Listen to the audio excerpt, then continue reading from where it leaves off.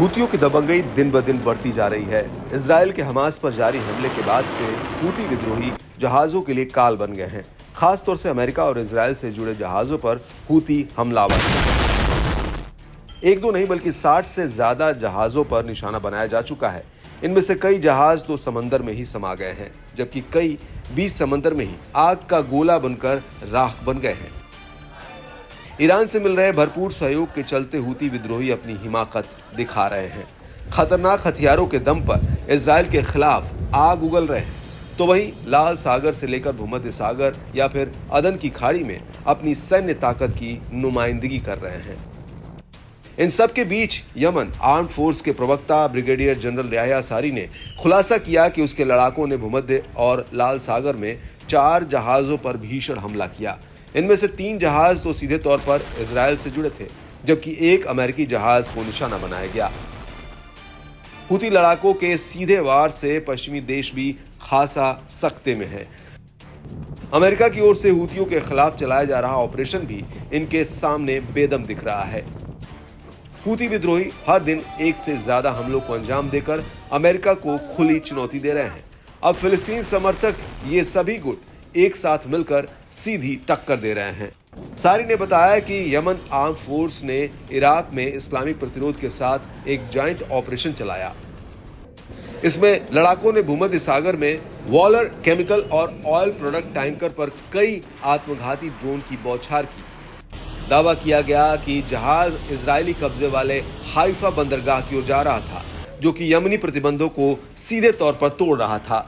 इसलिए लड़ाकों ने उस पर हमला कर उसे सबक सिखाया।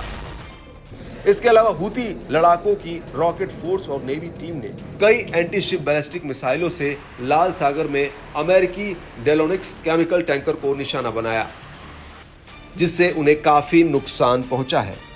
عدة عمليات عسكرية نوعية منها عملية عسكرية مشتركة مع المقاومة الإسلامية في العراق استهدفت سفينة ويلر النفطية في البحر الأبيض المتوسط، وذلك بعدد من الطائرات المسيرة، وكانت في طريقها إلى ميناء حيفا، وجاء استهداف السفينة لانتهاكها قرار حظر الدخول إلى موانئ فلسطين المحتلة. وبعون الله تعالى نفذت القوة الصاروخية والقوات البحرية عملية عسكرية استهدفت سفينة ديولونيكس الأمريكية في البحر الأحمر، وذلك بعدد من الصواريخ البالستية، وقد أدت العملية إلى إصابة السفينة بشكل مباشر بفضل الله، ونفذت القوة الصاروخية। इसके अलावा लड़ाकों ने भूमध्य सागर में जोहान्स मार्सक कंटेनर जहाज पर एक एंटी शिप क्रूज मिसाइल दागी। बताया जाता है कि यह ग्रुप इजराइल के सबसे बड़े समर्थकों में से एक रहा है।